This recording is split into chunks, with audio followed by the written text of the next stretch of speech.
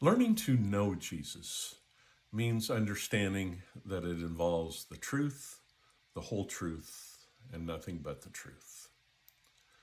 So I'm continuing on looking at something that Jesus indicated is vital to avoid being cast away or locked out from heaven. And that's to know Him, to be known by Him with a deep, personal, intimate relationship.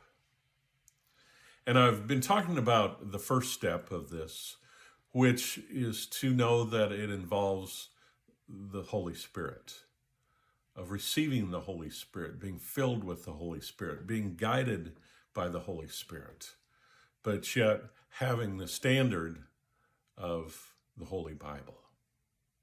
And so with the second step means to look at what that means. And the problem is we live in a time that Paul wrote about was coming in 2 Timothy chapter 4, when people would not want to put up with the truth. But he said they would want their ears tickled with something pleasing. And so they desire that which supports their own desires and the errors they hold.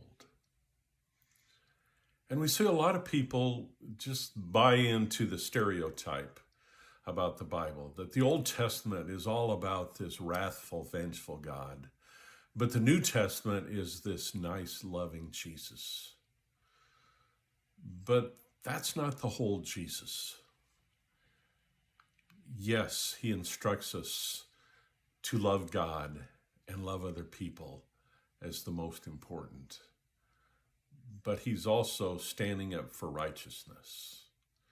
So Jesus tells us in John chapter 3 that He was not sent into the world to condemn the world, but to save it.